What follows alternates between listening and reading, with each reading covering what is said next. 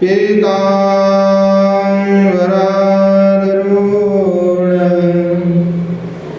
बिम्बफलाधरुष्टा पूर्णेन्दुसुन्दरमुखा दरनन्दनेत्रा कृष्णात् परं किमपि तत्त्वमहं न जाने। राधा करावचितपल्लवल्लरीके राधा पदाङ्कविलसन् मधुरस्थलीके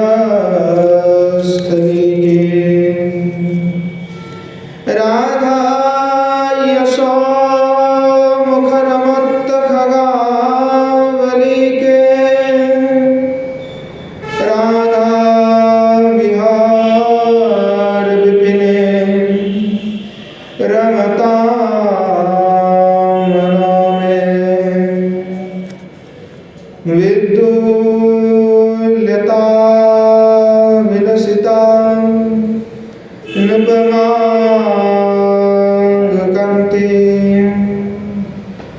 वैराग्यकारुण्यरसा पुलतपद्मनेत्रा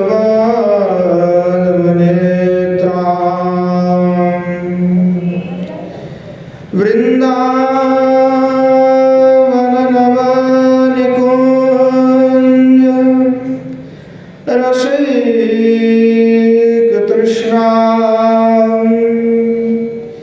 राधां विना किमपि तत्त्वमहं न जाने। श्रीमद्भागवतं नौमि यश्वैकस्य प्रसादतः अजिगतानपि जानाति सर्वसर्वगमानपि वृषारूढमाकन्तं सोममेश सदाशिवं हरिनामरसन्मत्तं नौमि गोपीश्वरं हर। नारायणं नमस्कृत्य नरं चैव नरोत्तमं देवीं सरस्वतीं व्यासं ततो जयमुदीरये। श्रीरूपं साग्रजं वन्दे रघुनाथं कृपामयं श्रीजीवं भट्टयोगं च शयनसुखदायकं येषां सहजस्निग्धानां पादरेणुमभीक्ष्णसः सर्वविघ्नविनाशाय शिरसा धारयाम्यहम्। वृन्द्यायै तुलसीदेव्यै प्रियायै केशवस्य च कृष्णभक्तिप्रदे देवी सत्यवते नमो नमः। वाञ्छकल्पतरोर्यस्य कृपासिन्धुभ्येव च पतितानां पावनेभ्यो वैष्णवेभ्यो नमो नमः। हरे कृष्ण कृष्ण कृष्ण हरे हरे हरे राम राम राम हरे हरे। श्रीमन महाप्रभु की जय। श्री युगल सरकार की जय। श्री कुशल बिहारी भगवान की जय।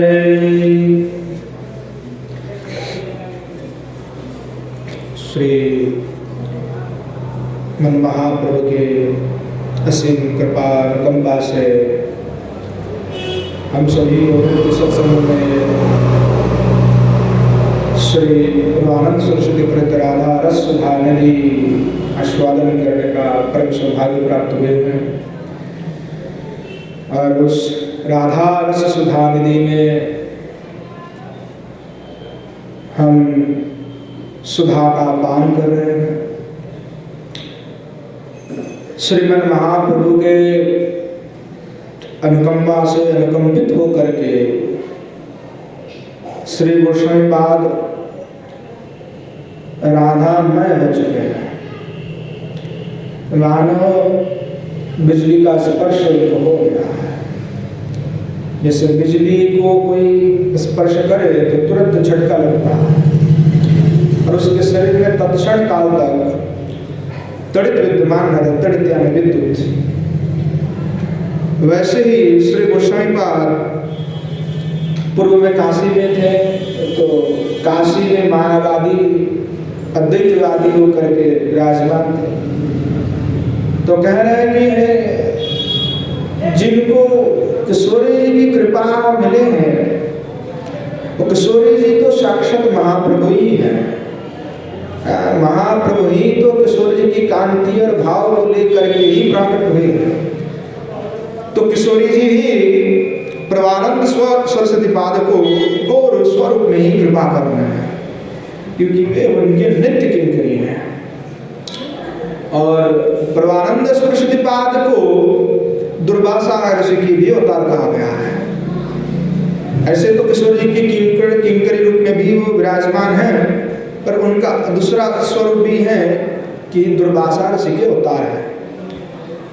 तो दुर्वासा जी तो वृंदावन में रहने वाले हैं, ठहरे मथुरा के उस पर में हैं। तो किशोरी जी की बड़ी अनुकंपा दुर्वासा जी के पर रहे हैं और दुर्वासा जी भी किशोरी जी के प्रति अनुकंपित रहे हैं, बड़े कृपावान थे। तो श्री गोस्वामीपाद के प्रति किशोरी जी की कृपा हुई और ऐसी कृपा ये गौरचंद्र भगवान ने जब से उनको आलिंगन की तब से पगला गए हैं, पागल हो गए हैं। कुछ बोलते हैं तो भाव में बोलते हैं, भाव में रस में डूब जाते हैं, फिर आस्वादन करते हैं। तो वैसे ही है यहाँ युगल सरकार के जो प्रेम है, उस प्रेम के जो प्रेमी है वही प्रेम को समझ सकता है। वाचिक रस से वर्जित और प्रेम रस से जो रसिक है वही इस रस को समझ सकता है। भागवत रस युगल सरकार के जो रस हैं, भगवान के अनेक स्वरूप है, अनेक स्वरूप में युगल सरकार की जो रस विस्तार है, रस परिपाटी है, वह किसी दूसरे अवतार में नहीं है। इसलिए युगल सरकार की जो रस माधुरी है, उस रस माधुरी में अवगाहन वही कर सकते हैं तो युगल सरकार के प्रति एक निष्ठ है। बड़े अद्भुत हमारे युगल सरकार की लीला है। तो गोस्वामीपाद सर्वाविष्ट होकर के लीला रस का स्वादन करते हैं।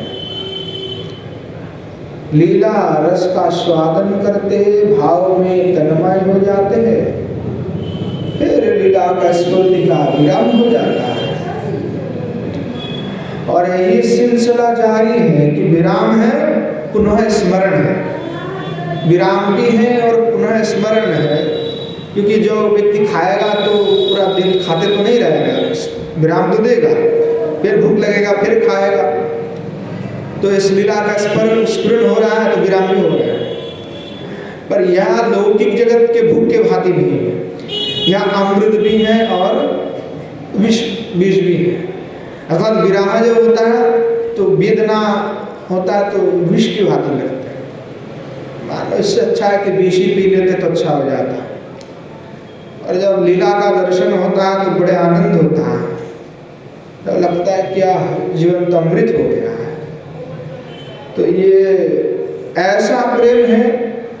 गोस्वामी बात कहते हैं, यही प्रेमा जार मोने तार विक्रम सही जाने ज्ञानो विषामृत याकुत्र मिला।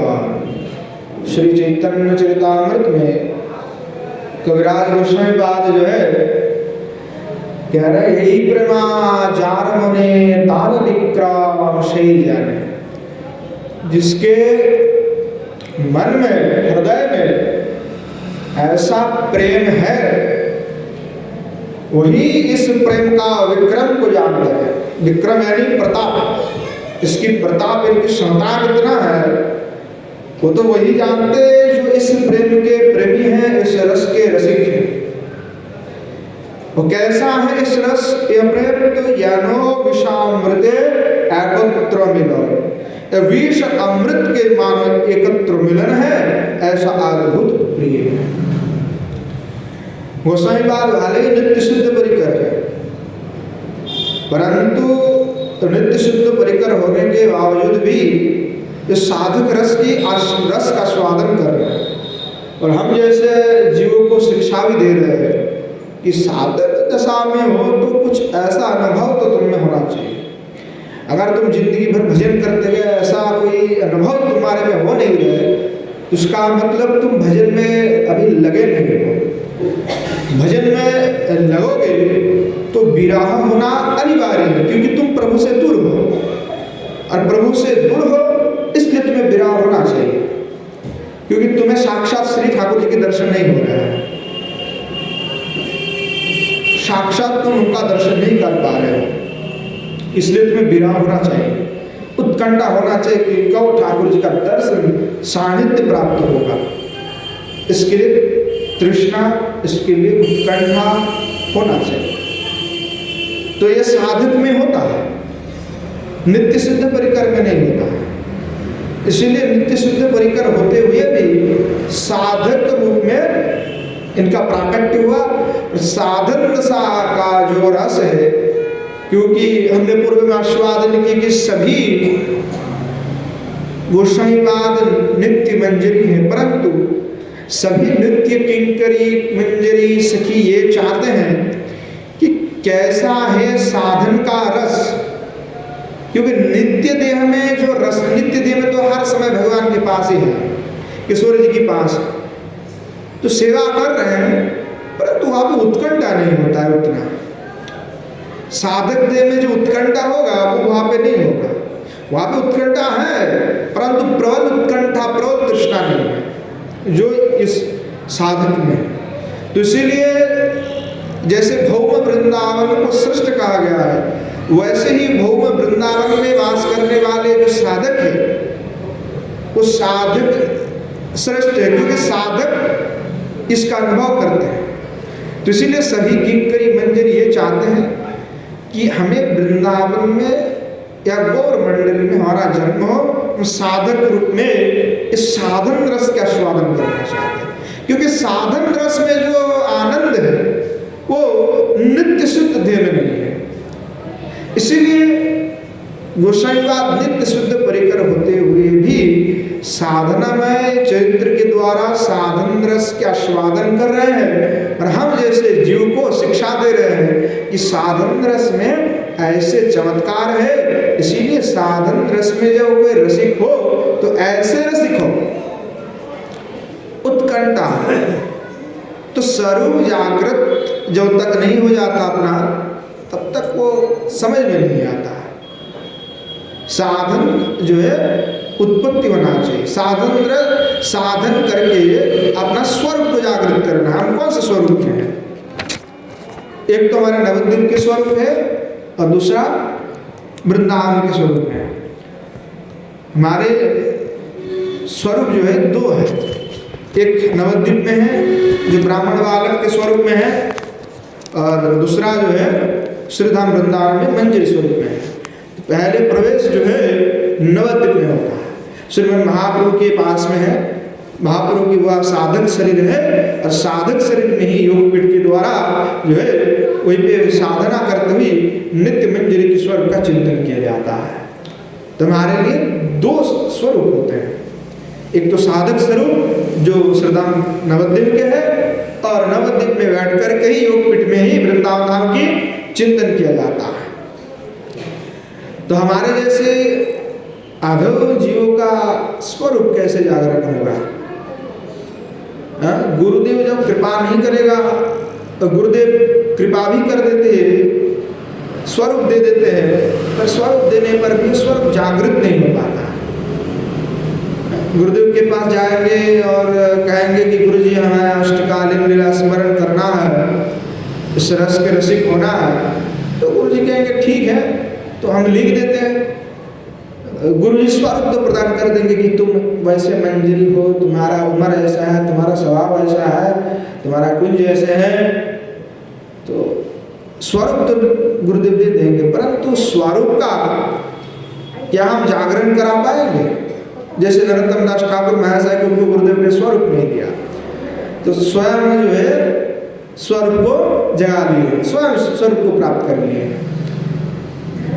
तो हम लोग देह दैहिकादि विषय को लेकर के प्रमत्त हैं, इसलिए स्वरूप का जागरण करना बड़े ही कठिन है, और स्वयं को हम लोग स्वयं पहचान नहीं पा रहे हैं।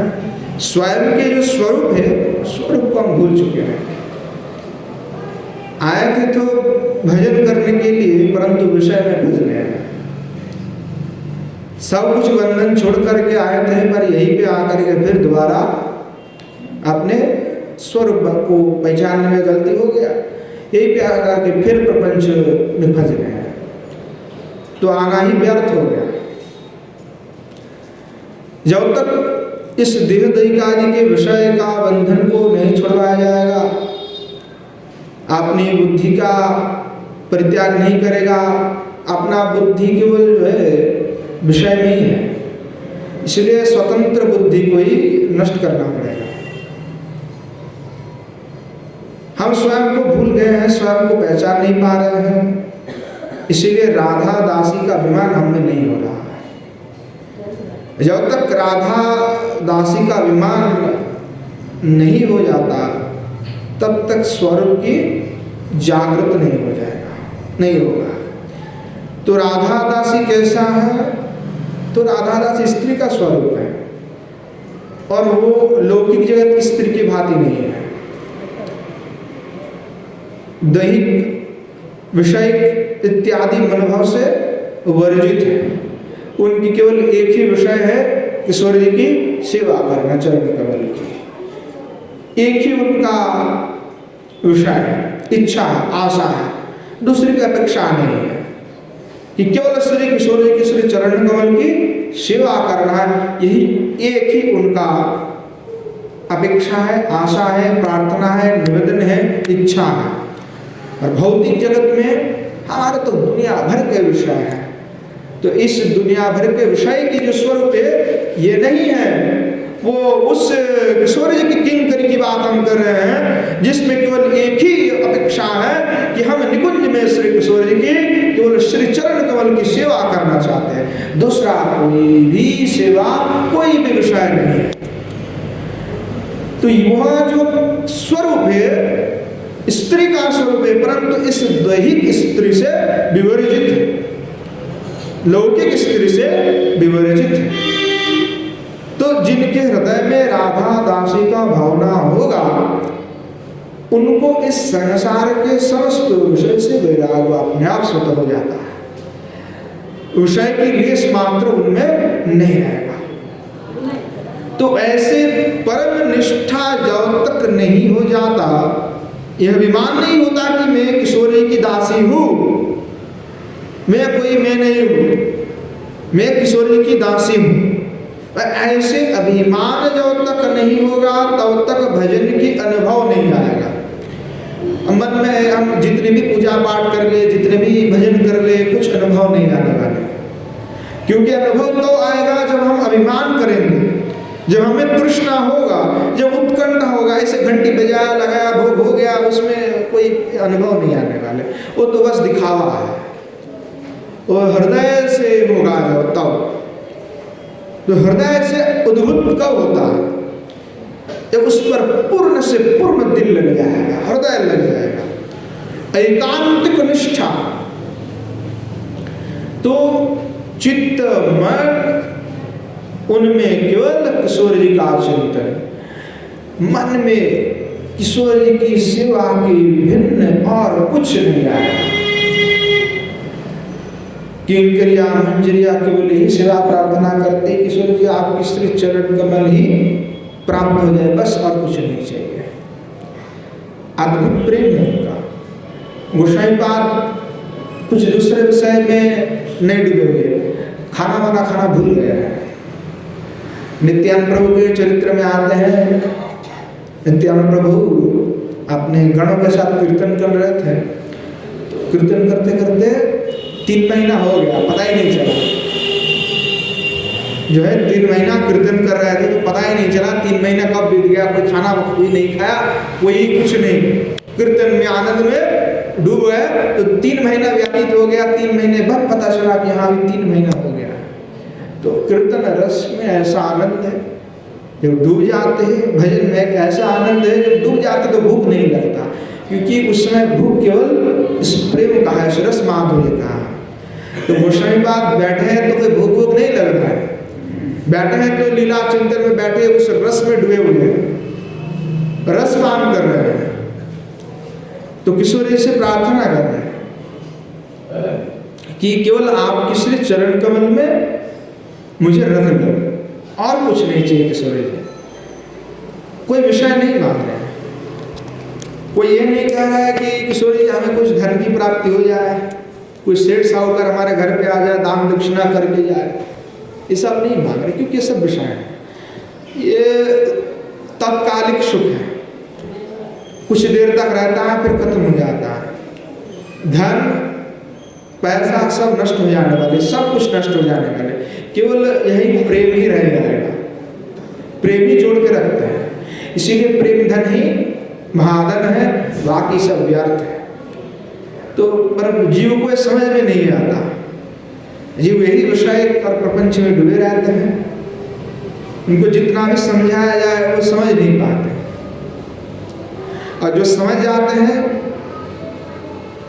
वो किशोर जी की श्री चरण कमल में पहुंच जाते हैं, और जो समझ नहीं पाते वो यही पे रह जाते हैं और बार बार आते हैं, फिर बार बार यही विषय में भोग करते हैं। ये भोग कैसा है? तो नरक यंत्रणा के भांति है, ये नरक से बढ़कर कुछ नहीं है, यहाँ पे नरक से बढ़कर के कुछ नहीं है, परंतु इसमें आनंद है।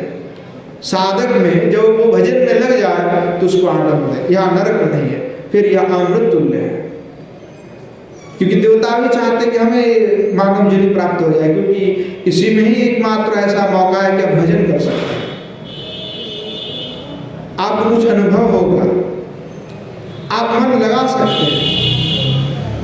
दूसरे जन्म में ऐसा नहीं है।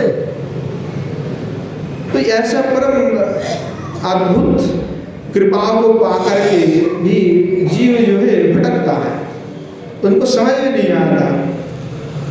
प्रेम धन संग्रह नहीं करके जीव जो है विषय धन का संग्रह करने लग जाता है, जो नश्वर है, जो केवल आत्मिक सुख तो नहीं दे सकता, दैहिक सुख तो दे देता है। तो गोस्वामीपाद इस सब को छोड़कर गए थे, उनके 10,000 शिष्य थे, जब बैठते थे तो बड़े मठाधीश थे, बैठते थे तो ऊंचे आसन में 10,000 शिष्य से पीछे पीछे उनके घूमते थे। दुर्वासा जी के अवतार हैं तो 10,000 शिष्य हमेशा साथ में चलते थे। काशी के सबसे बड़े विद्वान में मान्यता था, पर जब छोड़ के आए तो अकेला चले आए, सब कुछ छोड़ के। ऐसे विरक्त संत हैं। तो प्रार्थना कर रहे किशोर जी से, क्योंकि लीला का दर्शन हो रहे थे, लीला दर्शन करते करते जैसे लीला की समाप्ति हुआ तो फिर विराह होने लगे, और जैसे विराह होने लगे फिर प्रार्थना करने लगे कि निर्माय चार मुकुटम नवचंद्रकेण गुंजा विरारचितहारमुपाहरन्ति वृन्दाटवी नवनिकुञ्ज गृहादिदिव्या श्रीराधिके तव कदा भवितास्मि दासी। श्री गोस्वामी पाद प्रार्थना कर रहे किशोरी से, श्री राधिके हे किशोरी जी, निर्माय चार मुकुटम नवचंद्र केनो गुंजाभिरारचितो हारमुपाहरन्ति वृंदाटवीं नवनिकुंज गृहादिदिव्या। कि हे किशोरी जी, वृंदाटवी नवनिकुंज गृहादिदिव्या, कि आप श्री वृंदावन के नवनिकुंज के अधिष्ठात्री देवी हैं। मैं कव निर्माय चार मुकुटम नवचंद्र के न, कि मैं कव मयूर पुच्छ के द्वारा मनहर मुकुट को बना करके और गुंजा भीर आरचित, अर्थात गुंजा होता है, गुंजा फल जानते से गुंजा फल होता है दो प्रकार के, एक लाल गुंजा होता है, एक श्वेत गुंजा होता है। तो श्री भगवान को लाल गुंजा नहीं दिया जाता है, श्वेत गुंजा दिया जाता है। तो श्वेत गुंजा जो है कह रहा है कि किस ठाकुर जी को बड़े जो है श्वेत गुंजा बड़े ही प्रिय है। तो गुंजाओं का हार लेकर के कहो मैं तुम्हें उपहार दूंगा, कब मैं तुम्हारी दासी बनूंगी। गुंजा की हार जो है बड़े अद्भुत है। श्रीमन महाप्रभु जो है श्रीदास गोस्वामी पाद को गिरिराज दिए थे, गिरिराज जी को बड़े प्रिय है गुंजा। तो दास गोस्वामी जो एक सन्यासी जो वृंदावन से गिरिराज शिला को लेकर के गए थे, तो महाप्रभु ने कहा देखो तुम गिरिराज शिला लेके आए हो, ब्रज के बाहर गिरिराज शिला नहीं लाया जाता है। आजकल बहुत सारे लोग हैं ले जाते हैं गिरिराज जी को उठा करके, माना नहीं कर सकते क्योंकि उनके गुरुजी लोग भी दे देते हैं, कहते ले जाओ अपने घर पे ले जाओ। पर हमारे आचार्य पाद ने शास्त्र में माना है कि गिरिराज जी को कभी ब्रज के बाहर नहीं लाया जाता है। हाले कितने से बड़े महात्मा, और कई लोग कहते हैं महाप्रभु तो रखते थे, पर भाई आप तो महाप्रभु नहीं है, महाप्रभु तो महाप्रभु है, महाप्रभु की क्रिया हम नहीं कर सकते ना, भगवान जो करते हैं हम कैसे करेंगे वो। और संत महात्मा भी ऐसा है, विश्वनाथ चक्रवर्ती पाद के पास पूछा किसी ने कि अच्छा महाराज ये बताइए कि हमें किसका अनुकरण करना चाहिए, किसका हम भजन में किसका अनुकरण करें, किसका अनुसरण करें, क्या करें। महाराज जी बोले कि देखो संत का कभी अनुकरण नहीं करना चाहिए, उनका अनुसरण करना चाहिए। बोले क्यों करना नहीं चाहिए? बोले भगवान का भी कभी अनुकरण नहीं करना चाहिए। और बड़े से बड़े संत महात्मा जो होते हैं उनको देख करके कभी अनुकरण नहीं करते। बोले क्यों? बोले ऐसा है कि संत जो होते हैं बड़े तो श्री भगवान श्री चरण कमल के मधुपान करके उन्मत्त हो जाते हैं, उन्मत्त हो जाते से मधु कमल है तो कमल में मधु रहता है, तो भोरा क्या करते हैं, मधु का पान करते हैं। तो मधु खाने से क्या होता है, शहद अगर कोई पान करेगा तो शहद पान करने से क्या होगा, नशा होगा, और डुप्लीकेट वाला खाने से तो होगा नहीं, पर ओरिजिनल जो पद्म मधु है उसका पान करने से नशा होगा। खा के देखिएगा, कभी हमने खाया है तो हमको पता है नशा होता है, अधिक खाने पर जो है नशा हो जाता है। मोहरा थोड़ा सा जीव है छोटा, अब वो कितना खा सकता है। तो जो मधुपान करते हैं तो मधुपान करके नशा हो जाता है, तो नशा हो जाते तो चल नहीं पाते, तो पंख ऐसे हिलाते हैं तो इधर उधर जाकर के पद्म वन में गिर पड़ता है, पता नहीं कहाँ कौन से में जाकर गिर पड़ते वहीं पे सो जाते हैं। तो उसमें बात कहते हैं संत भी ऐसे होते हैं जो श्री भगवान चरण कमल की मधु को पान करते हुए उन्मत्त हो जाते हैं। तो तो उनके पास नियम विधि आचार सोच कुछ नहीं रहता, वो अपने मस्त होकर के चलते, इसीलिए उनका अनुकरण नहीं करना है कभी। जैसे सिद्ध गौर किशन दास बाबा जी महाराज थे, अद्भुत चरित्र थे। क्या करते थे, भजन करते थे कि लोग आकर के उनसे आकर महाराज जी दीक्षा दे दो, दूर दूर से लोग आते थे। तो महाराज जी कहते हैं कि हम दीक्षा तो नहीं देंगे, इसीलिए क्या करते, स्वयं टट्टी करते हैं, है ना, चारों ओर टट्टी करके उसके बीच में बैठ जाते हैं, आओ बेटा हमसे दीक्षा लोगे, आ जाओ। फिर क्या करते हैं, भक्ति विनोद ठाकुर थे तो उनके संग किया करते थे, तो जाकर के वेश्या है तो उनके गृह में जाकर के बैठे रहता था माला झोली लेकर के।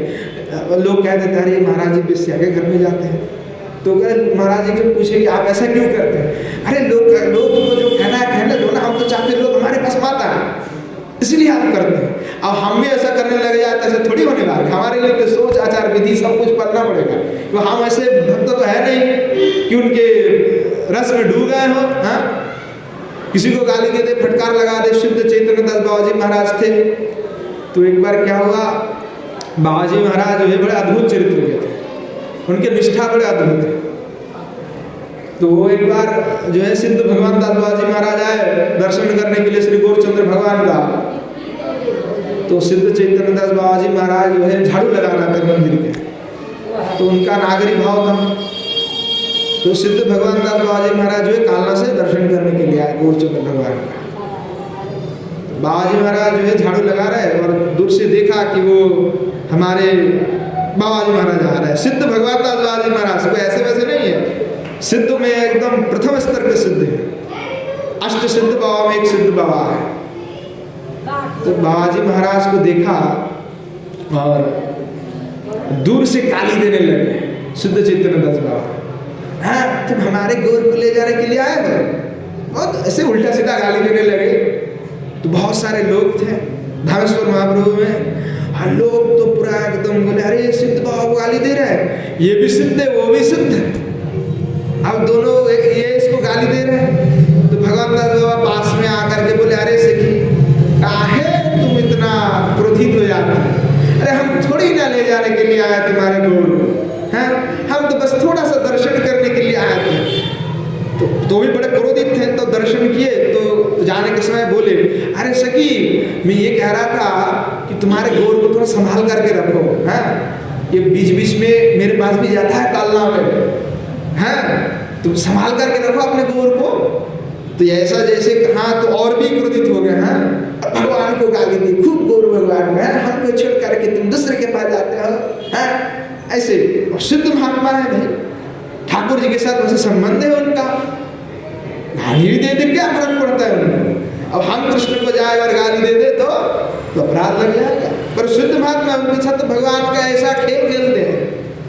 जैसे निकुंज में है, तो निकुंज में मंजरिया भगवान कृष्ण को गाली दे, भाग ऐसे, तो प्रवेश नहीं करने देंगे, भागो जाओ जाओ चंद्रावली के पास जाओ, यहाँ माता है, हैं भाग तुम लंपट हो, कपटी हो, कामी हो, धूर्त हो, खल हो, ऐसे करके बोल देते भगवान। जिनको योगिंद्र मुनिंद्र तरस रहे हैं कि प्रभु एक बार दर्शन दे दो, और उनको मंजरी सखी भगा रहे हैं। वो सामर्थ्यवान है, इसीलिए सामर्थ्यवान है क्योंकि समस्त विषय का परित्याग करते हुए एकांत निष्ठा है, किसी दूसरे विषय पर उनका नहीं है।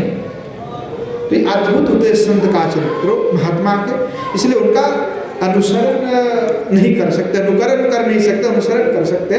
उन्होंने जो कहा है, जो विधि कहा है, तो विश्वनाथ चक्रवर्ती कहते हैं जो शास्त्र में वर्णित है, जो संत ने जो पथ बनाया है उसी पथ पर हमें चलना है, पर किसी का अनुकरण नहीं करना है। जैसे कि कर्मा भाई आपने दातन घोट करके खिचड़ी बनाते तो हम भी बनाएंगे, हैं ऐसा प्रेम तो हमारे अंदर है नहीं, हम चले वैसे क्रिया करने, तो कैसे संभव होगा, नहीं होगा।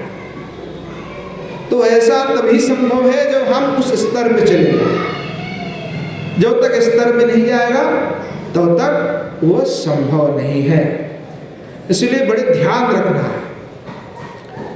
तो यहाँ पे गोसाईपाद जो नित्य सिद्ध किंकर है, नित्य सिद्ध स्वरूप है इनके, फिर भी साधक स्वरूप में जो है हमें समझाने के लिए ये साधक हो तो ऐसे उत्कंठा, ऐसी तृष्णा अवश्य ही होना चाहिए। सेवा की तृष्णा जब तक नहीं होगा तब तक नहीं बढ़ेगा आगे भजन।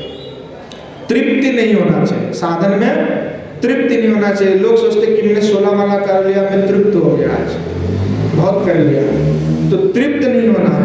तृप्त का मतलब ये है कि नदी में जल पूर्ण होने के बाद क्या होता है, या नदी जो है तृप्त होने का मतलब है और तुम जल नहीं ग्रहण करो तो एक दिन तालाब सूख जाएगा।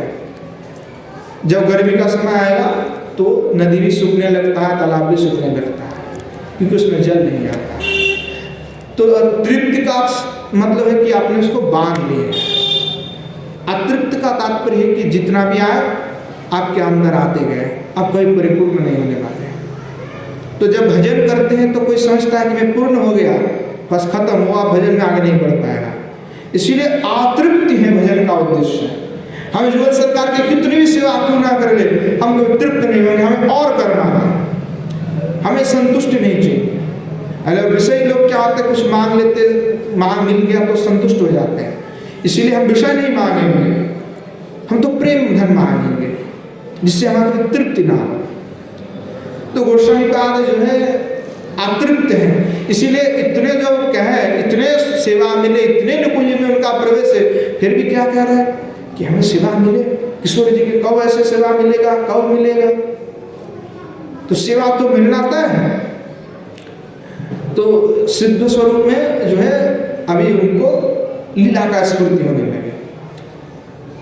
लीला का स्फूर्ति जैसे होता है तो फिर साक्षात लीला में प्रवेश हो जाते हैं, और लीला का प्रवेश होते ही वे लीला को देखने लगते हैं कि ऐसे ऐसे। तो कौन सी लीला का दर्शन कर रहे हैं? सिद्ध स्वरूप में आ रहे हैं तो देख रहे हैं कि परम उत्कंठित जो हमारे श्री किशोरी जी हैं, श्री किशोरी जी के साथ में किंकर स्वरूप में श्री गोस्वामी पाद जो है संकेत की कुंज में जाकर के पहुंचे हैं। तो क्या हुआ कि कुंज में गए तो कुंज में जाकर के देखे कि बड़े कुंज जो है सजाए हुए बहुत। तो किशोर जी कह रहे हैं अरे हम तो सजाया नहीं है, नहीं कोई किंकर यहाँ पे सजाने के लिए आए, तो किसने सजाया कर रखे हुए हैं? तो क्या हुआ कि इस दिन क्या हुआ, श्री ठाकुर जी जो है दूसरे दिन तो मंजरी किंकरिया सभी निकुंज सजाते हैं। संकेत बिहारी को जानते हैं सभी, संकेत बन, तो संकेत में जो कुंज है वहाँ पे संकेत बिहारी जी करके हैं। तो संकेत बिहारी की वजह कुंज वहीं पे ही है। तो संकेत कुंज में जो है नित्य विलास होते हैं, अभिसार होते हैं वहीं पे। अभिसार लीला अधिकतर जो है संकेत कुंज नहीं है। तो आज जो है सजाए कौन? तो श्री भगवान ने आपने हाथों से कुंज को सजाया हुआ है। श्याम सुंदर स्वयं कुंज को सजाया हुआ है, भावना से सजाए हुए कि यहाँ पे किशोर जी के साथ ऐसे हम बैठेंगे, यहाँ पे ऐसे करके फूल को सजाया है, यही पे जो जल आदि रखे, सुगंध, हाँ, चंदन इतर आदि सब स्वयं भगवान जो है अपने हाथों से सजाया कि प्रिया जी यहीं पे बैठेंगे, हम यहीं पे बैठेंगे। पुष्प की माला स्वयं हाथ से बनाए हुए भगवान ने आज श्याम सुंदर जो है सब सजा करके रखे हुए हैं। तो एकदम परिपाटी होकर के बासक सजा को सजित करके रखे हुए हैं। तो जब श्रीमती किशोरी जी किंकरी के साथ जा करके कुंज गृह में यहाँ पहुंची है तो किशोरी जी जैसे देखी और देख करके चौंक गए कि भाई हमने तो नहीं सजाया था, और नहीं हमने कोई किंकरी को प्रेरण किए कि भाई तुम सजा के आओ, पर आज तो कुंज सजा के रखे हुए हैं। एक तो ये कुंज मदन सुखदा है, ऊपर से आज तो अपराकृत नवीन मदन ने सजाया है। तो कुंज कितना अधिक सुंदर लगेगा, क्योंकि एक तो ये कुंज ही मदन सुखदा है, जो कुंज का नाम है वो मदन सुखदा है, और उसी में अपराकृत नवीन मदन जो है, अपराकृत नवीन मदन कौन है? तो श्री श्याम सुंदर है। वो प्राकृत नवीन मदन नहीं है, अपराकृत नवीन मदन है। नवीन अर्थात नए, कभी पुराना होता है नहीं है वो। किशोरी जी कहते हैं कि जो भगवान कृष्ण को मैंने कभी देखा ही नहीं। किंकरी मंजरी कहती है, सखी कहती है, क्या बात कर रहे हैं किशोरी जी, आपने श्याम सुंदर को नहीं देखी? बोले नहीं नहीं नहीं, हमने तो इसका नाम कभी सुने थे। तो किंकरिया मंजरिया कहती किशोरी थोड़ी देर पहले तो आपको श्याम सुंदर के हाथ में छोड़ के आए थे हम, बोले हाँ याद आया, देखा तो था, तो कैसे देखे थे? तो जैसे बिजली चमकता है, तो बिजली चमकने में जितना समय लगता उतने देर के लिए देखा था। हाँ, उतना देर के लिए तो मैंने देखी थी, तो उतना ही मैंने कृष्ण को देखा। क्या अद्भुत भाव है, प्रतीक्षा नित्य है। इसीलिए 24 घंटा देखते हैं तो भी लगता है कि नहीं पहले कभी नहीं देखा, अभी देख रहा हूं। इससे पहले कृष्ण का कभी दर्शन हुआ ही नहीं मेरे को, इसीलिए वो नवीन लगते हैं। और उससे श्याम सुंदर भी किशोर जी को देखते रहते हैं, उनको लगता है कि अभी किशोर जी को हमने देखा ही नहीं था, अभी देख रहे हो। ऐसे अद्भुत प्रेम है, पुराना नहीं होता है। हम लोगों में क्या होता है, देख लिए एक दो बार, उसके बाद से पुराना होने लग जाता है कि वो देख लिए बस हो गया। धीरे धीरे लगता है अरे और क्या देखना है, सब पुराना हो गया, जंजाल हो गया। पर वहाँ पे नित्य नवीन कुछ अपराकृत है। तो आज तो श्री भगवान आपने हाथों से सजाए हुए हैं। तो किशोर जी जो है श्याम सुंदर से पूछ रहे हैं कि हे माधव, माधव शब्द का अर्थ है माधवा, मा शब्द में राधा और धव शब्द में धावित होना। तो माधव शब्द का अर्थ कि जो राधा के प्रति धावित हो तो माधव है। तो श्री किशोर जी पूछ रहे हैं किशोर माधव से, श्याम सुंदर से कि हे माधव, हंसकुंज किसने सजाया है? हाँ, श्याम सुंदर से पूछ रहे हैं कि हे माधव, हंसकुंज किसने सजाया है? तो हमारे श्याम सुंदर भगवान क्या कह रहे? मैं का जानू, मुझे तो ना कछु पतो है कि किसने सजाया हुआ है।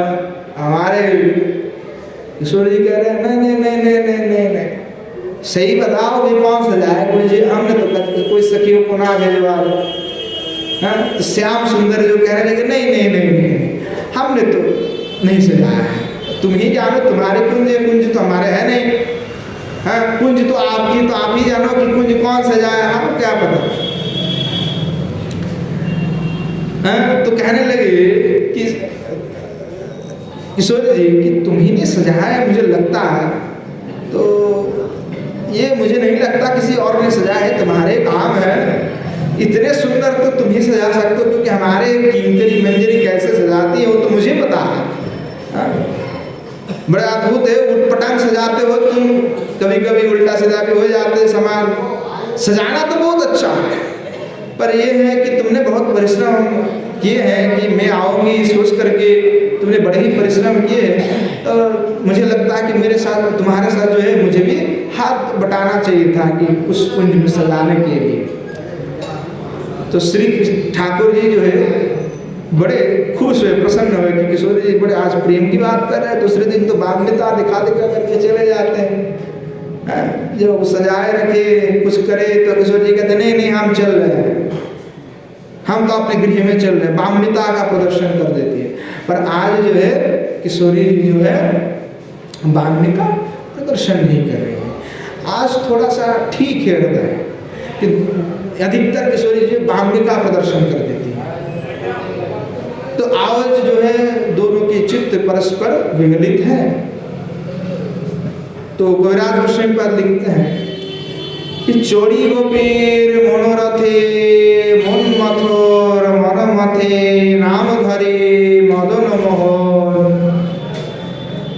ये चोरी गोपीर मनोरथे कि गोपियों की मनोरथ में जो चढ़ करके चलने वाले हैं वो हमारे श्री श्याम सुंदर मदन मोहन है, अर्थात मदन को भी मोहित करने वाले हैं। मदन यानी काउंट, तो उनको भी जो मोहित कर देता है वो मदन मोहन है। तो ऐसे हमारे मदन मोहन हैं, उनको भी मोहित करने वाले कौन हैं? हमारे किशोर जी हैं। तो जुगल सरकार जो है दोनों विलास कर रहे हैं एक निकुंज पर, और किंकरी जो है सेवा करने में लगे हुए हैं। राधा माधव माधुरी भर भीतो चित्तम ममाक्रम्यता। जुगल गोस्वामी बात कह रहे हैं कि जुगल सरकार जब विलास करते हैं तो सबसे बड़ा आनंद जो होते हैं किंकरी को, मंजरी को, क्योंकि वे उस विलास का दर्शन करते हैं। विलास का दर्शन करते हुए जो है वो बड़े आनंदित हो जाते हैं कि जुगल सरकार के कैसे अद्भुत विलास है। तो इन स्वविलास का दर्शन करते हुए जो है मंजरी जो है खिड़की से जो है वो जुगल सरकार के विलास देखते हैं। देख करके जो है बड़े आनंदित होते हैं। तो इधर जुगल सरकार के विलास समाप्त हो गया। तो किंकरी जो है सेवा का अवसर किंकरी को मिला, क्योंकि जब विलास समाप्त हो जाएगा तो सेवा के अवसर का है, तो सेवा करना है, तो इसलिए जो है कुंज के भीतर जो है सखी मंजरी जो है चले गए कुंज के भीतर। तो कुंज के भीतर जैसे आ गई तो श्री भगवान के जो है सिखी पे चलता मोर पंख जो लगा हुआ होता वो जो है आज खुल गया था, खराब हो गया। और जो माला था गुंजा का मोती का वो भी जो खराब टूट गया है आज। तो किशोरी जो है कहने लगी कि अरे श्याम सुंदर तुम्हारे तो आज ऐसी दशा है कि तुम्हारा मयूरपंख भी टूट गया, मुक्ता की माला भी टूट गया। तो एक काम करता हूँ, चलो मैं ही अपने हाथ से जो है पुनः मयूरपंख को बना के देता हूँ, सजा करके जो मुकुट है और मोती का जो माला है मैं उसको गूंद करके तुम्हें बना के देती हूँ। मैं तुम्हारी साज को नष्ट किया, इसलिए समझकर मैं तुम्हें आज स्वयं अपने हाथों से ही सजा के दूंगी। तो ये कह करके जो है किशोर जी अपने हाथों से ही, वहाँ पे कल्पलता है, निकुंज है, तो निकुंज में जैसे कहा कि पुष्प की जरूरत हो तो पुष्प कहने पर ही वहीं पे पुष्प प्रकट हो जाता है। तो सब निकुंज में कल्पलता है। तो किशोर जी अपने हाथों से पुष्प को चयन करते हुए बड़े प्यार से जो है अलंकार जो है बनाने के लिए सजा रहे थे। तो मानो कि किशोरी जी उस कुंज के अधिदेवी है, इसीलिए गोस्वामी पाद कुंज अधिदेवी है। तो किंकरी रूप में गोस्वामी पाद भी वही विराजमान थे। तो किंकरी रूप में गोस्वामी पाद जाकर के किशोरी जी से कहने लगे, किशोरी जी एक बड़े यह है कि मैं आपको कुछ उपहार देना चाहती हूँ। किशोरी जी बोले क्या उपहार दे के आया हमारे लिए अभी? हाँ, तो किंकरी तो जानते कि विलास तो एक बार नहीं हो रहा, अनेकों बार ऐसे विलास हो रहे हैं और अनेक बार विलास हो रहा है। तो चलो पता है कि ऐसा ही होगा, पर पुराना है तो उनके भाव है।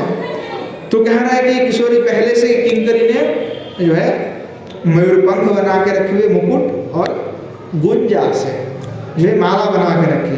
तो गुंजा जो है सफ़ेद गुंजा होते हैं तो मोती की जैसा लगता है, बड़े बड़े होता है जब तो एकदम मोती की जैसा लगने लगता है। तो जो किंकरी है वो मोती यानी वही गुंजा से माला को गुंथ गई है और मयूर वृक्ष बना है। तो किशोरी जी को जाकर के कहने लगे किशोरी जी कुछ उपहार है। तो किशोरी जी बोले क्या लेके आओ? बोले ये मयूरपंख है और जो है गुंजा की माला है। तो श्याम सुंदर के उपयोगी श्याम सुंदर के लिए ही है और किशोरी जी की हस्तकमल में वह किंकरी स्वरूप में गोसाई पाद जो है वह माला और मुकुट को किशोर जी की हस्त में है। तो क्या अद्भुत शिवा मिले हुए हैं मंजरी को कि ऐसा मर्म शिवा है कि अभी कौन से वस्तु चाहिए वो पहले से ही इनके मन में आ जाता है। मन में वो पहले से आ गया कि ये आवश्यक होगा, ऐसे मर्म शिवा है, ऐसा आवश्यकता पड़ सकती है, इसलिए पहले से वो बना के रखी हुई है किंकरी। तो किशोरी जी को जैसे दी तो किशोरी जी बड़े प्रसन्न हुए। हाँ, अब मुझे बनानी पड़ते तो तुम तो बड़े किंकरी बना के लाई हो, बड़े अद्भुत हो, तो श्याम सुंदर के काम में आ जाएगा। हाँ, अब मुझे बनानी पड़ती कि मैं मयूर मुकुट बनाऊं फिर माला को गूंथूं, तो ये तो बड़े समय के काम था। श्याम सुंदर को जाना भी है, को कुछ सखान लोग तो परेशान है कि श्याम सुंदर आ गया, सखा भी ढूंढते फिरेगा, जाना भी है श्याम सुंदर को, तो क्या करे? तो बोले बहुत अच्छा हुआ कि तुमने जो है लेके आया।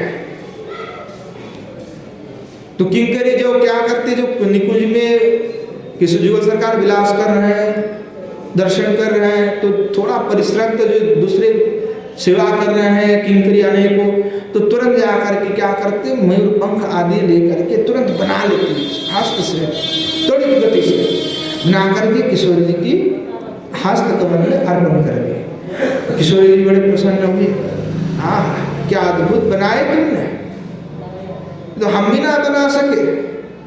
तो किंकरी को बड़े लाड प्यार करते किशोर जी, आपने पीठ थपथपाती, वाह बहुत बड़ी बात। तो ये जो सामिध्य प्राप्त है, यही तो राधा दास की जो है सबसे बड़े अद्भुत कृपा है। राधा दास की जो महिमा है कि जो राधा दास को स्वीकार कर लेते, जो स्वयं को राधा दासी मानते, ऐसी कृपा उनको मिल जाती है कि स्वयं भगवान श्याम सुंदर जो है उनके हस्त कमल के मुकुट और माला को भी परिधान कर लेते हैं। जिनको योगींद्र मुनिंद्र सब भाग रहे कि एक बार मिल जाए, योगींद्र दुर्गम गतिर मधुसूदन, योगींद्र का भी दुर्गम है मधुसूदन, और उनको प्राप्ति करना बहुत आसान है। जो कोई राधा दास को स्वीकार कर ले, किशोर जी के श्री चरण कमल को पकड़ ले, तो उनको वह श्याम सुंदर जो है करतल हस्तगत हो जाता है।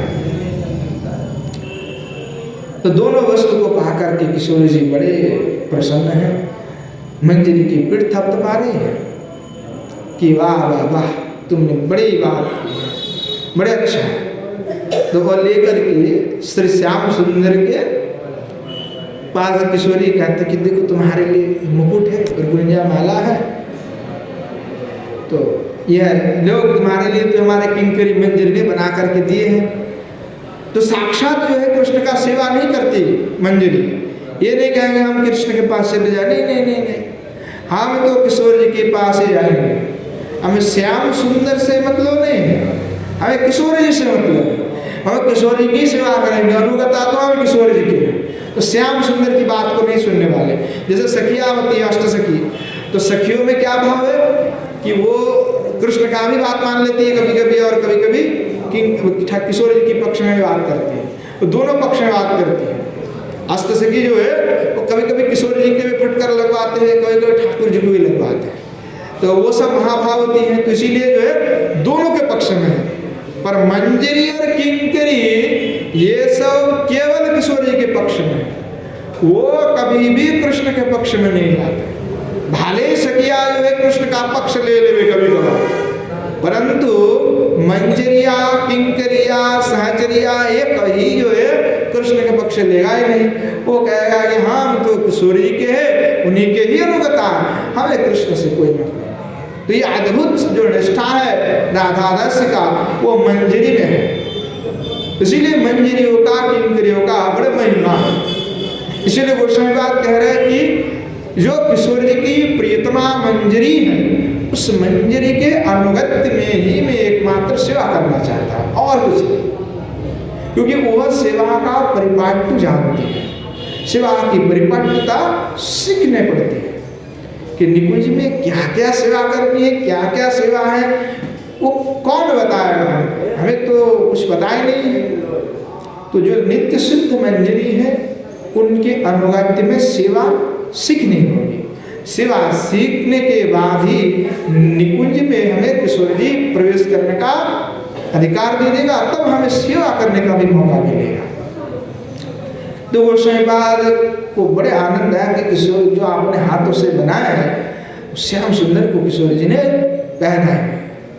तो इससे बड़ा जो किशोर जी ने पीठ थपथपाया है, इससे बड़े श्रेष्ठ उपहार क्या हो सकता है। कितना प्रेम करते हैं मंजरी से, कितना पास में बुला करके पीठ थपथपाए, इससे बड़ा क्या श्रेष्ठ उपहार होगा उनको। तो ऐसे सेवा करके श्री युगल सरकार को नित्य सेवा कर रहे हैं, नित्य सुख प्रदान कर रहे हैं। मंजरी का यही एकमात्र आशय है कि ये न प्रकारेण श्री युगल सरकार को सुख प्रदान करना, उसको उनके सेवाओं को छोड़ करके कुछ और चाहा उनके हृदय में नहीं है। तो गोस्वामी पाद भी जो है जो माला और उपहार किशोर जी को दिए, उससे किशोर जी ने श्री श्याम सुंदर को पहना करके जो है बड़े अद्भुत रूप से श्री श्याम सुंदर को सजा रही है। और किस जो है श्री भगवान के तिलक भी जो है पूछ गया था, गुंजा माला भी टूट गया, वस्त्र भी इधर उधर, तो जो है किशोर जी जो है तिलक लगा करके, चंदन लगा करके श्री भगवान श्याम सुंदर को पुनः पूर्व की बात जो पहले विलास से पहले जैसे श्री श्याम सुंदर थे वैसे ही किशोर जी ने सजाने लगे। और सजाते हुए किशोर जी जो सुख प्राप्त कर रहे श्याम सुंदर को देखते हुए बड़े अद्भुत है। तो पास में रह करके किंकर भी देख रहे कि किशोर जी देखो कैसे अद्भुत रूप से श्याम सुंदर को सजा रहे हैं।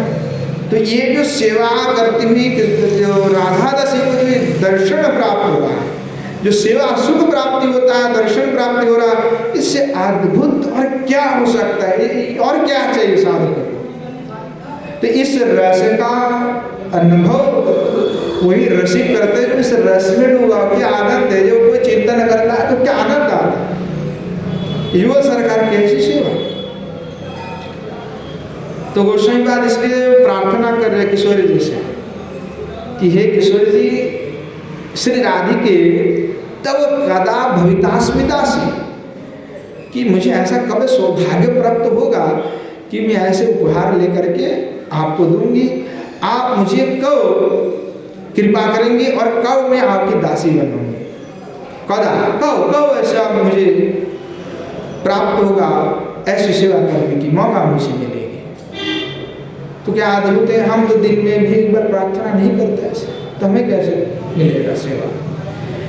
कितना तृष्णा है सेवा के लिए, एक से एक बढ़कर के सेवा ढूंढ ढूंढ करके कह रहे हैं, चुन चुन करके सेवा कह रहे कि किशोर जी ऐसा है कि कुछ सेवाएं नहीं देना चाहते तो निकुंज के झाड़ू ही बना दीजिए हमें, निकुंज के झाड़ू बना दीजिए कि आप जहाँ पे अपना श्री चरण कमल कर रखती है वहीं पे हम झाड़ू बन जाए, उसी से हम हो जाएगा। हम वही कृपा हमारे लिए बहुत बड़ा कृपा है।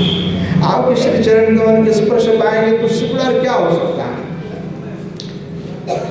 रो रो करके फुट करके रो रहा है, प्रार्थना कर रहा है और कोई विषय नहीं मांग रहा। तो ऐसे तृष्णा दिन में हम सोचते, हम सोचेंगे किशोर जी के लिए क्या सेवा है, तुम्हारे मन में कुछ सेवा ही नहीं है, हम कहते क्या सेवा करें, सब तो है, सेवा की भावना नहीं आ रहा है। युग गोस्वामी पाद क्या कहा कि जो सोचते हैं कि श्री ठाकुर जी है, मंदिर पे है, आश्रम पे है, तो हमें अलग से सेवा करने की क्या जरूरत है, आश्रम में मंदिर की तो सेवा हो ही नहीं। तो बोला नहीं, आश्रम मंदिर पे तो हो रहा है ठीक है, पर स्वयं की सेवा तो करना ही पड़ेगा। मानस में हो चाहे श्री विग्रह का हो, सेवा तो करना ही पड़ेगा। अगर कोई ये समझता है कि अनेकों लोग सेवा कर रहे हैं, मंदिर पे हो रहा है, अब वृंदावन धाम में है, इतने सैकड़ों मंदिर है, हमें क्या जरूरत है सेवा करने की। तो बोले वो आलसी है, निकृष्ट व्यक्ति है, उसको कभी भगवत प्राप्ति नहीं होने वाला, सेवा नहीं प्राप्ति होने वाला। तो मानस से चिंतन, मानस में अवश्य ही सेवा करना होगा, चाहे वाहजिक नहीं कर रहे हो फिर भी। और गोस्वामी बात क्या कहते, वाहजिक और मानसिक दोनों ही करना चाहिए। मानसिक तो करना है और वाहजिक भी, जब तक मानस सिद्धि नहीं हो जाता तब तक वाहजिक करना है। और वाहजिक सिद्धि होने के बाद भी, जो मानसिक सिद्धि होने के बावजूद भी वाहजिक करते हैं, और धीरे धीरे वाहजिक छूट जाता है, जब एकदम चरम अवस्था हो जाता है तब। तो सेवा तो ठाकुर जी को करना ही होगा, तृष्णा अवश्य होना होगा। तो उत्कट तृष्णा है, उत्कट प्रबल तृष्णा है इनके हृदय पे, इतना प्रबल तृष्णा है कि सेवा के बिना रहा नहीं जा रहे। हर क्षण केवल किशोर जी के श्री चरण में कैसे मुझे सेवा करने की मौका मिलेगा वही प्रार्थना कर रहे हैं कि कहीं पे भी हो, किसी भी समय हो, बस आपके श्री चरण कमल में मुझे सेवा मिलते रहे। अद्भुत भाव है, जब तक साधक में से हृदय से भाव नहीं होगा समझाया नहीं जा सकता। जिसके हृदय में ऐसा प्रबल प्रेम है वो समझ सकता है मैं क्या कह रहा हूँ, वो समझ में नहीं आएगा। कोई उनको समझ में आ रहा है वो जो उनके हृदय में भाव, क्योंकि भाव राज्य यहाँ पे कोई पांडित्य अथवा विद्वान की बात हम नहीं कर रहे हैं, हम भाव राज्य की बात कर रहे हैं। या कोई पांडित्य अथवा कोई ऐसी कोई प्रकांड सभा नहीं चल रहा है, या प्रेम रस की धारा में रस राज्य की वार्ता चल रहा है, जहाँ पे विद्यता पांडित्य बहुत पहले खत्म हो जाते हैं। जब तक पांडित्य की और विद्वता की लेस मात्र रह जाता है तब तक शुद्ध प्रेम प्राप्त नहीं होता, क्योंकि वह अपने बुद्धि से है। जब तक व्यवहारिक बुद्धि लौकिक बुद्धि लगाते रहेंगे तब तक शुद्ध प्रेम नहीं होता है। तो शुद्ध प्रेम जब तक नहीं होगा तब तक लीला में वो आनंद नहीं आएगा, समझ नहीं पाएगा। ये बुद्धि के परे है, भाव के विषय है, भाव गम्य है। तो लीला रस में जो डूबना चाहता है और डूबे, और जो डूबेगा उसको पता लगेगा कितना मधुर है, और जो नहीं डूबेगा उसको कुछ नहीं पता लगेगा। डूबना सांसारिक समस्त जंजालों से मुक्त होकर के जो है एक निष्ठ होकर के इसमें मन लगाना, प्रार्थना करना है। श्री ठाकुर महाशय कितने प्रार्थना कर रहे हैं प्रेम भक्ति चंद्रिका में, कि आकुल प्रार्थना है जुगल सरकार के पास, श्री महाप्रभु के पास इतने प्रार्थना है, प्रार्थना से भरे गए हैं। तो वो प्रार्थना का प्रभाव हम पर पड़ना चाहिए। हम प्रार्थना तो करते हैं कैसे है, कथा सुनेंगे फिर एक कान से सुना दूसरे कान से निकल गए, हृदय में धारण नहीं कर रहे हैं। प्रार्थना भी वैसे ही है, संकीर्तन कर रहे हैं तो संकीर्तन करना है, बोली बोल रहे हैं तो बोल दे रहे हैं। गौरांग बोलिते हवे पुलक शरीर, हम ऐसे प्रार्थना करेंगे कि गौरांग बोलिते हवे पुलक शरीर, परंतु हमारा शरीर में कोई पुलक नहीं हो रहा है। हम तो घंटी नगाड़ा बजा करके हमको करना था कीर्तन, हमने कर दिया टाइम पास, पर वो जो पुलक आने की बात है वो पुलक हमारे शरीर पे नहीं आ रहा है। जो हरिनाम करने पर महाप्रभु क्या करें, नयनम गलगदस्त्र धारे, नेत्र से आंसू बहना चाहिए। हम कुछ बोलने जा रहे तो बोल नहीं पाएंगे, बदनाम दया गिरा नहीं हो रहा है, क्यों? ऐसा प्रेम का प्रबल प्रेम नहीं आ रहा है।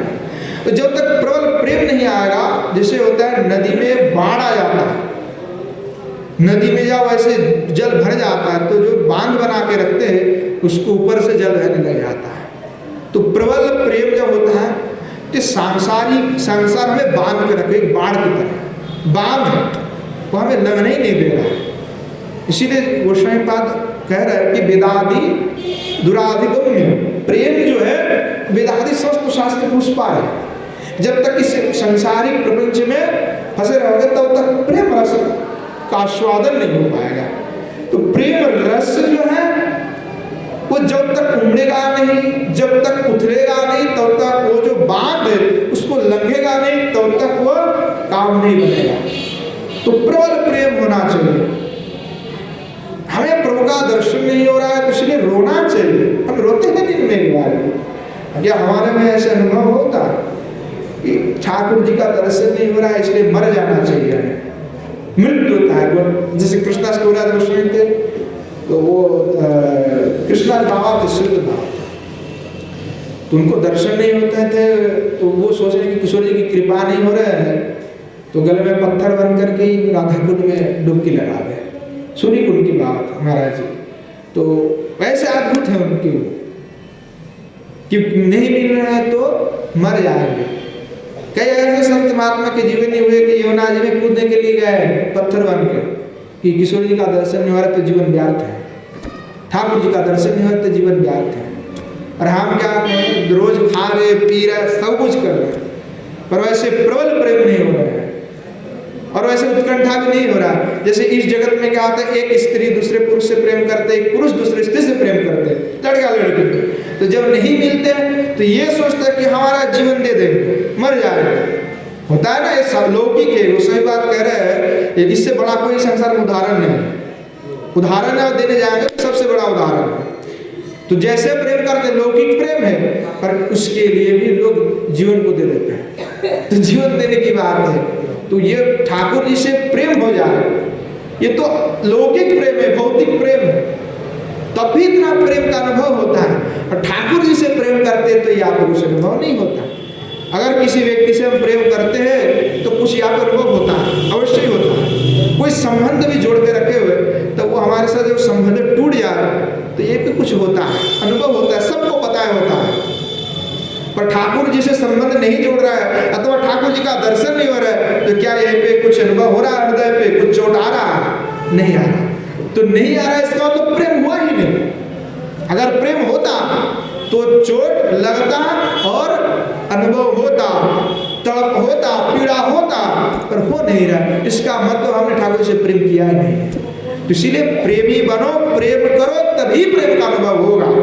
जब तक प्रेम करोगे नहीं, संबंध जोड़ोगे नहीं, तब तक अनुभव कुछ नहीं आने वाला, चाहे तुम कुछ भी करो। उस संबंध जब तक नहीं जुड़ेगा, पूर्ण रूप से जब तक तुम प्रेम नहीं करोगे तो तुम्हें प्रेम का अनुभव नहीं होगा। जैसे इस जगत में होता है, जब कोई दूसरे से प्रेम करता है, जब बिछड़ जाता है, विरह हो जाता है, तो फिर एक दूसरे के लिए तड़पता है। जैसे हजारों सैकड़ों इस संसार में घटना है कि लोग ट्रेन के पटरी में या तो धागे में लटक जाते हैं, इसलिए जाते हैं मिला नहीं इसलिए, और अनुभव भी होते, पूरा दिन रोते रहते हैं। ऐसी बड़ी घटना हम लोगों के पास भी आते हैं, महाराज जी ऐसा ऐसा है समाधान दे दो।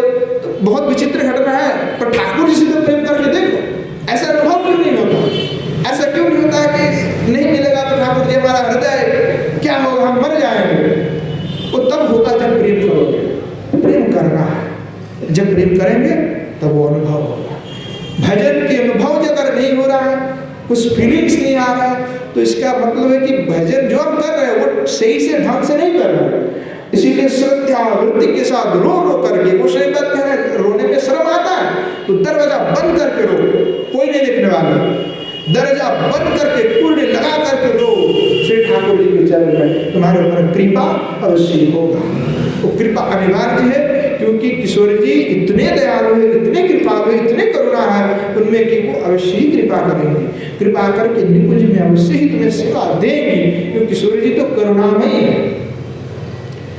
तो गोसाई बात भी फूट फूट करके रो रहे और प्रार्थना कर रहे, और जब रो करके प्रार्थना करते तभी लीला का स्मरण होता है, और जब तक रोएगा नहीं तब तक लीला की स्फूर्ति नहीं होता।